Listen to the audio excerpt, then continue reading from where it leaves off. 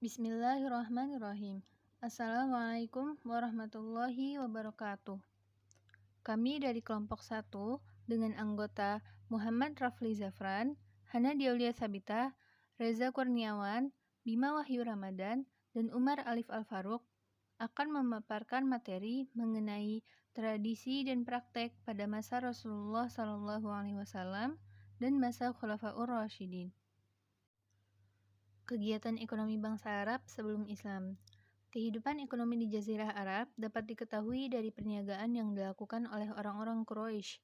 Suku Quraisy yang merupakan suku asal Nabi Muhammad SAW saat itu merupakan pemegang otoritas sebagai penjaga Ka'bah, di mana Ka'bah dijadikan sebagai pusat keagamaan bangsa Arab. Dengan statusnya sebagai penjaga Ka'bah, suku Quraisy memiliki peluang dan kemudahan dalam berniaga. Sementara itu, mayoritas penduduk kota Yatsrib, Madinah memilih bercocok tanam di samping pengrajin besi dan berniaga sebagai sumber utama mata pencaharian mereka. Dalam melakukan transaksi perniagaannya, suku bangsa Arab mempunyai kebiasaan menerapkan sistem ribawi. Dengan demikian, perdagangan merupakan dasar perekonomian bangsa Arab sebelum Islam datang. Praktek dan kebijakan ekonomi Rasulullah SAW pada periode Mekah. Praktek ekonomi Rasulullah SAW dimulai pada usia 12 tahun. Rasulullah ikut serta dalam perjalanan dagang ke Syria bersama pamannya. Dalam melakukan usaha dagangnya, Rasulullah menggunakan modal orang lain yang berasal dari orang-orang yang tidak mampu menjalankan modalnya sendiri. Setelah menikah dengan Khadijah, orang yang paling sering digunakan modalnya dalam perdagangan Rasulullah, ia masih melanjutkan usaha perdagangannya. Ia melakukan banyak perjalanan dagang ke negara-negara lain. Di periode Madinah, setelah mendapatkan perintah dari Allah Subhanahu wa taala, Rasulullah hijrah ke kota Yatsrib, Madinah. Kedatangan Rasulullah di Madinah diterima dengan baik dan penuh antusias oleh masyarakat Madinah. Hal ini dikarenakan keadaan yang masih kacau pada saat itu. Masyarakat Madinah belum memiliki pemimpin yang berdaulat, hanya ada kepala-kepala suku yang menguasai daerah masing-masing, sehingga banyak terjadi pertikaian antar suku. Dalam waktu yang singkat, Rasulullah menjadi pemimpin bagi para pengikutnya. Hampir seluruh penduduk kota Madinah menerima Rasulullah menjadi pemimpin di Madinah, tak terkecuali orang-orang Yahudi. Rasulullah SAW segera membuang sebagian besar tradisi dan nilai-nilai yang bertentangan dengan ajaran Islam dari seluruh aspek kehidupan masyarakat Muslim. Pembangunan sistem ekonomi.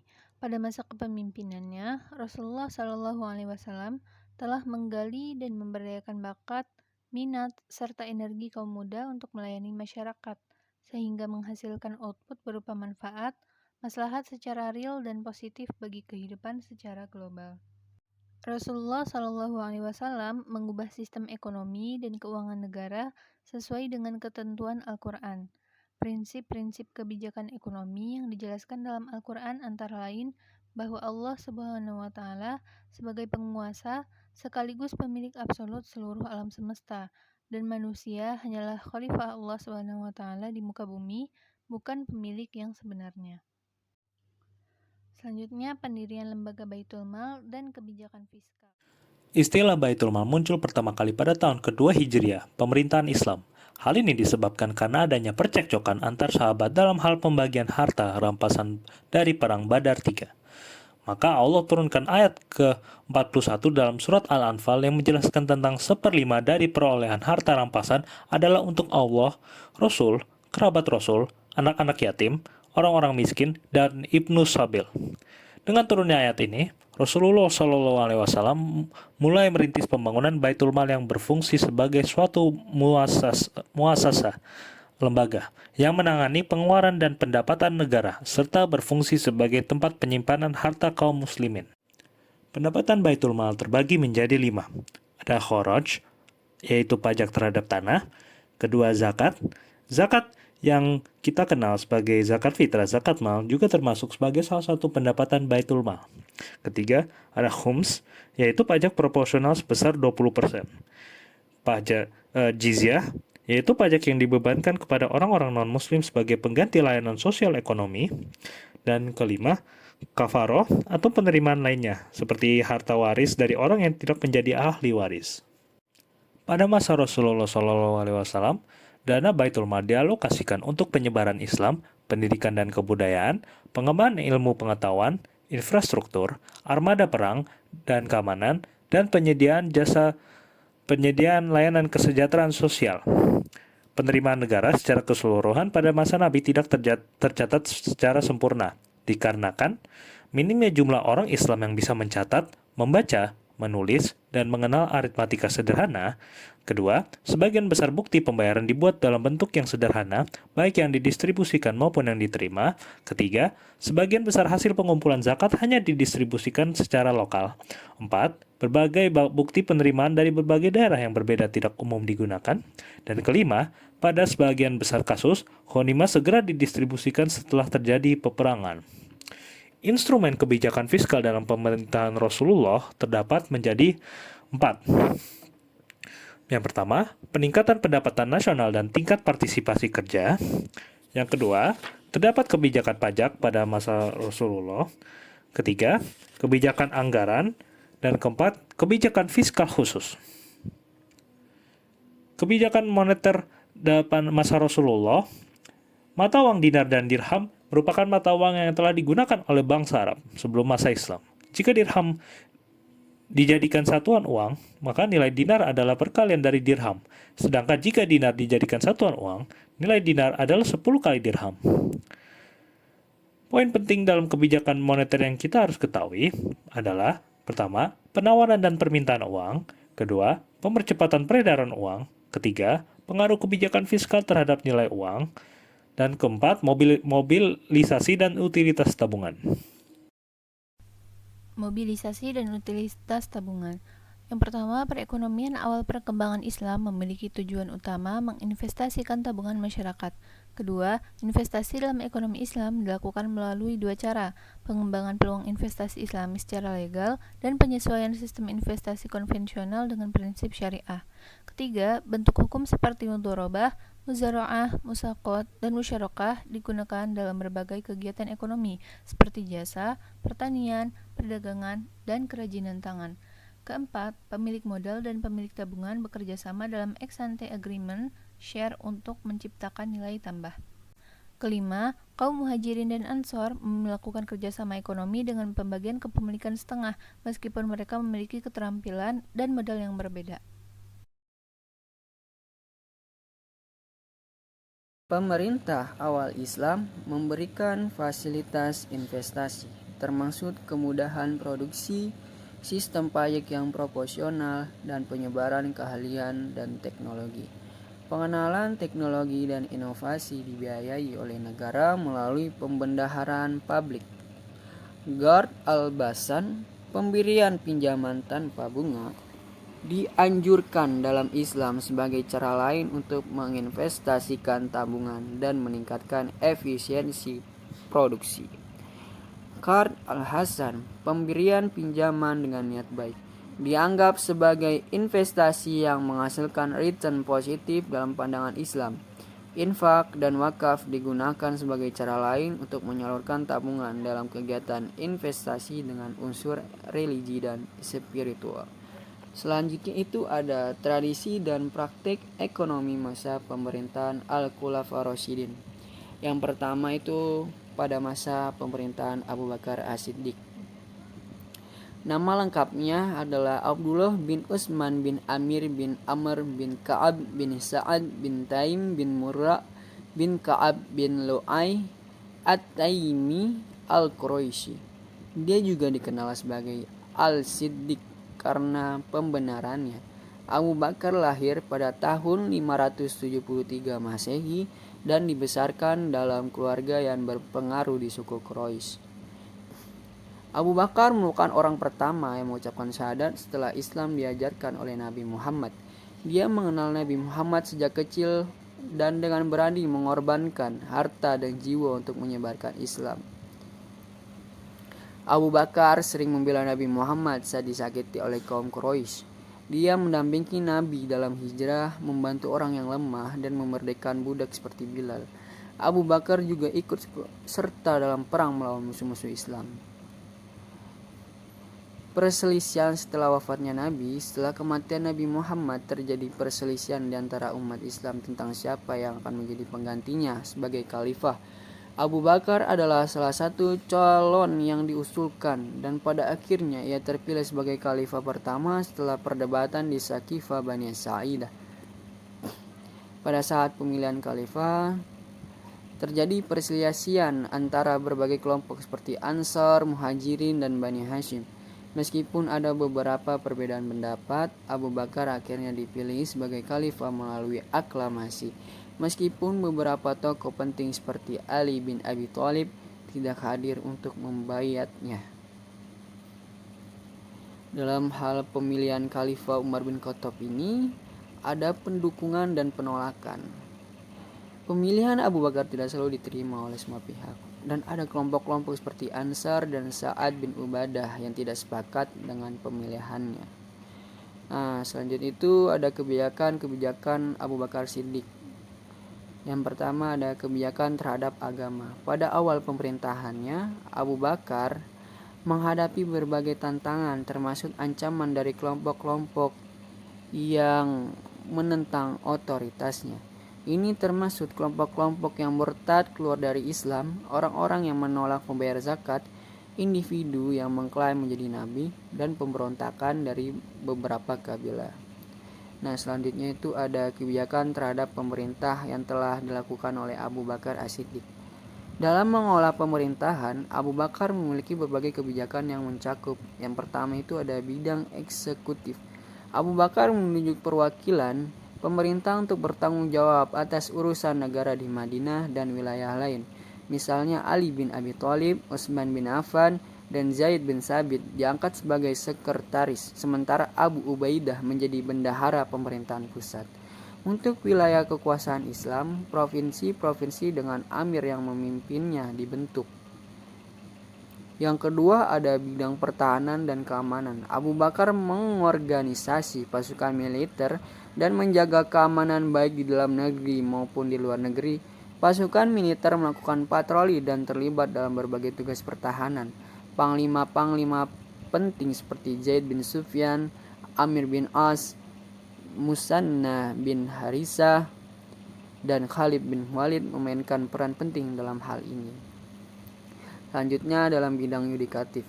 Fungsi peradilan diawasi oleh Umar bin Khattab selama masa pemerintahan Abu Bakar. Selama periode ini tidak ada masalah yang signifikan dalam sistem peradilan yang disebabkan oleh kemampuan dan integritas Umar serta masyarakat yang memiliki pengetahuan agama yang baik. Lanjutnya itu ada pendirian Baitul Mal pada saat pemerintahan Abu Bakar As-Siddiq. Khalifah Abu Bakar As-Siddiq mendirikan institusi Baitul Mal untuk mengolah sumber pendapatan negara. Baitul Mal adalah tempat di mana pendapatan dari berbagai sumber seperti zakat, infak, sedekah, ghanimah, harta rampasan perang, dan jizyah pajak dari orang non-muslim dikumpulkan dan dikelola. Abu Bakar menjalankan pemerintahan secara terbuka dan mendorong partisipasi aktif para pemimpin pemerintahan dalam pengambilan keputusan melalui forum musyawarah sebagai lembaga legislatif. Hal ini mendorong partisipasi aktif para sahabat dan umat Islam dalam pengambilan keputusan yang beragam. Abu Bakar menunjuk beberapa sahabatnya seperti Ali bin Abi Thalib, Utsman bin Affan, Zaid bin Sabit, dan Abu Ubaidah untuk mengelola Baitul Mal. Mereka memiliki tanggung jawab dalam pengolahan dan alokasi dana dari Baitul Mal. Sistem ekonomi dan kebijakan fiskal pada masa Khalifah Abu Bakar. Khalifah Abu Bakar mengelola pendapatan negara dengan cermat dan adil. Pendapatan dari sumber-sumber seperti zakat, infak, sedekah, ghanimah, dan jizyah digunakan untuk membiayai gaji karyawan negara, pasukan militer, dan rakyat yang membutuhkan sesuai dengan prinsip-prinsip keadilan dan kesejahteraan sosial. Abu Bakar memastikan bahwa semua pendapatan Baitul Mal didistribusikan secara keseluruh kepada kaum muslimin dan tidak ada yang tersimpan dalam jangka waktu lama. Prinsip pemerataan digunakan dalam pembagian pendapatan di mana suatu kaum muslim baik yang setelah lama memeluk Islam maupun yang baru diberikan bagian yang sama. Tidak ada diskriminasi antara laki dan perempuan atau antara hamba sahaya dan orang merdeka. Abu Bakar juga mengambil tindakan untuk memastikan bahwa harta yang dihasilkan dari peperangan atau yang berasal dari orang-orang yang murtad digunakan untuk kepentingan umat Islam secara keseluruhan. Abu Bakar tidak pernah memanfaatkan harta Baitul Mal untuk kepentingan pribadinya. Dia menjalankan hidup sederhana dan mengembalikan semua fasilitas yang digunakan selama masa kepemimpinannya kepada negara. Abu Bakar Ashidik menerapkan prinsip-prinsip ekonomi yang berpusat pada pemerataan kekayaan dan pengelolaan yang adil, yang memberikan manfaat kepada seluruh umat Islam. Hal ini menghasilkan distribusi pendapatan yang merata dan meningkatkan kesejahteraan umat. Lalu ada masa pemerintahan Umar bin Khattab. Pemilihan sebagai khalifah. Umar bin Khattab dipilih sebagai khalifah kedua setelah konsultasi dan musyawarah dengan para sahabat yang dipimpin oleh khalifah sebelumnya Abu Bakar As-Siddiq. Keputusan ini didukung oleh kaum muslimin dan Umar masuk gelar Amirul Al-Mu'minin, pemimpin orang-orang yang beriman dalam gelarnya. Pengelolaan kaya negara. Setelah menjadi khalifah, Umar mengatur tata kelola kekayaan negara Islam.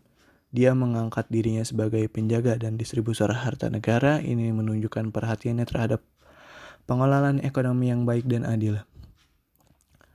Peluasan wilayah Islam. Salah satu tindakan pertama Umar sebagai khalifah adalah memperluas wilayah Islam secara signifikan. Di bawah kepemimpinannya, pasukan Muslim berhasil menduduki wilayah Jazirah Arabiah, Palestina, Syria, bagian Persia, dan Mesir.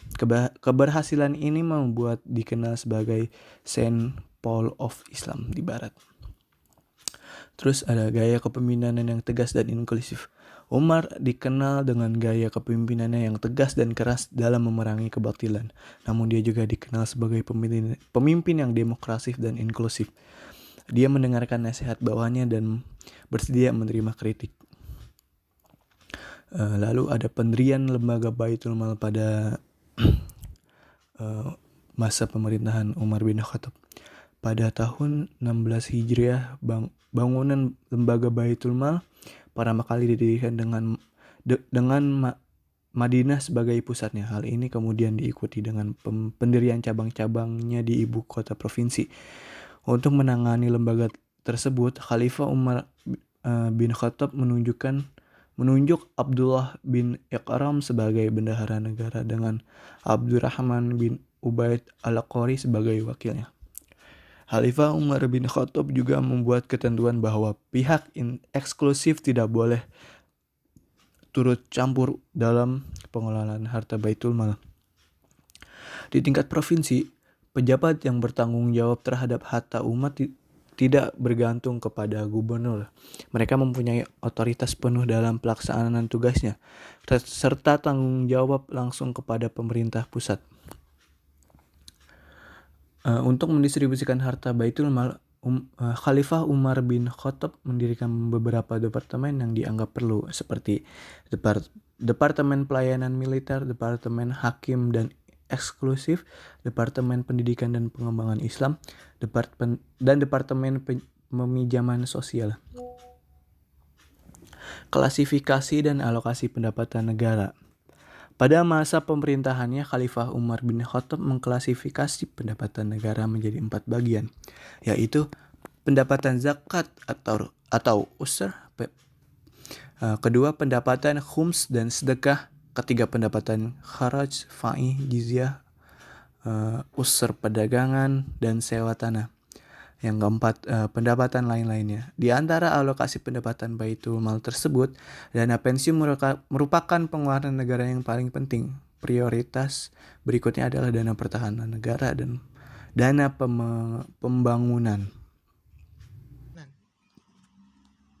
Dana pensiun ditetapkan untuk mereka yang akan dan pernah bergabung pada militeran.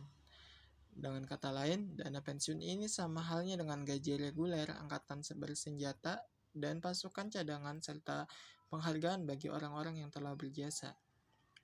Sedangkan dana pembangunan sendiri digunakan untuk pembangunan pertanian, perdagangan, dan pembangunan jaringan terowongan serta berbagai fasilitas umum lainnya yang dapat menunjang kelancaran aktivitas perekonomian dan kesejahteraan masyarakat umum. Selain hal-hal tersebut juga Umar bin Khattab menerapkan beberapa kebijakan ekonomi lainnya seperti kepemilikan tanah, zakat, urs, serta mata uang. Selanjutnya, pada masa pemerintahan Utsman ibnu Affan, pada masa Khalifah Umar ibnu Khattab membentuk sebuah tim yang terdiri dari 6 sahabat, yaitu Utsman ibnu Affan, Ali bin Abi Thalib, Talha, terus ada Zubair ibnu Al-Awwam, lalu Sa'ad ibnu Abi Waqqas, dan Abdurrahman ibnu Auf. Ia meminta kepada tim tersebut untuk memilih salah seorang di antara mereka sebagai penggantinya setelah Umar ibnu Khattab meninggal. Tim ini melakukan musyawarah dan berhasil menunjuk Utsman ibnu Affan sebagai khalifah Islam ketiga setelah memasuki persaingan yang ketat dengan Ali bin Abi Thalib. Pada masa pemerintahannya berlangsung selama 12 tahun, yaitu Khalifah Ibnu Affan, Utsman ibnu Affan ini berhasil melakukan ekspansi ke wilayah Armenia, Tunisia, Siprus, Rhodes, dan sebagian tersisa adalah Persia, Transylvania, dan Tabaristan. Ia juga berhasil menumpas pemberontakan di daerah Khurasan dan Iskandaria. Pada 6 tahun pertama masa pemerintahnya sendiri, ia melakukan penataan baru dengan mengikuti kebijakan Umar ibnu Khattab dalam rangka pengembangan sumber daya alam. Ia melakukan pembuatan saluran air, pembangunan jalan-jalan, pembentukan organisasi kepolisian secara permanen untuk mengamankan jalur perdagangan. Lalu Khalifah Utsman sendiri tetap mempertahankan sistem kepemberian bantuan dan santunan serta memberikan sejumlah besar uang kepada masyarakat yang berbeda-beda sesuai dengan prinsip persamaan dalam memenuhi kebutuhan pokok masyarakat seperti yang ia yakini. Dalam hal ini, pengelolaan zakat, Khalifah Utsman mendelegasikan kewenangan menafsirkan harta yang dizakati kepada para pemilik masing-masing. Hal ini dilakukan untuk mengamankan zakat dari berbagai gangguan dan masalah dalam pemeriksaan kekayaan yang tidak jelas oleh beberapa oknum pengumpul zakat. Khalifah Utsman bin Affan juga membuat beberapa perubahan administrasi tingkat atas dan pergantian beberapa gubernur. Kebijakan membagi-bagikan tanah negara yang diterapkan menghasilkan pendapatan sebesar 41 juta dirham. Jika dibandingkan dengan masa Umar bin Khattab yang tidak membagi-bagikan tanah tersebut, pada 6 tahun kedua masa pemerintahan Khalifah Utsman bin Affan tidak terjadi perubahan keadaan ekonomi yang signifikan karena berbagai kebijakan Khalifah Utsman saat itu yang lebih banyak menguntungkan keluarganya sehingga menimbulkan kekecewaan pada kaum muslimin sendiri. Lalu pada masa Ali bin Abi Thalib, dan hal ini Ali bin Abi Thalib adalah seorang khalifah Islam keempat. Pada masa pemerintahannya, Ali memberhentikan para penjabat yang korup, membuka kembali lahan perkebunan yang diberikan oleh orang-orang kesayangan Utsman, dan mendistribusikan pendapatan pajak pada tahunan sesuai dengan ketentuan yang ditetapkan oleh Umar bin Al-Khattab pemimpin sebelumnya. Pada masa pemerintahannya sendiri hanya berlangsung selama 6 tahun saja karena selalu diwarnai oleh ketidakstabilan politiknya. Ia menghadapi beberapa pemberontakan, yaitu dari Tala, Zubair Ibnu Al-Awan, dan Aisyah yang menuntut kematian Utsman dan yang lain sebagainya. Sekalipun demikian, Khalifah tetap berusaha untuk melaksanakan berbagai kebijakan yang mendorong peningkatan kesejahteraan umat Islam. Dalam sebuah riwayatnya, ia secara sukarela menarik diri dari daftar penerima dana Baitul Mal. Selama masa pemerintahannya pula, ia menetapkan pajak dari hasil hutan dan sayuran. Sekian dari kami. Kurang lebihnya mohon maaf. Billahi taufiq wal hidayah. Wassalamualaikum warahmatullahi wabarakatuh.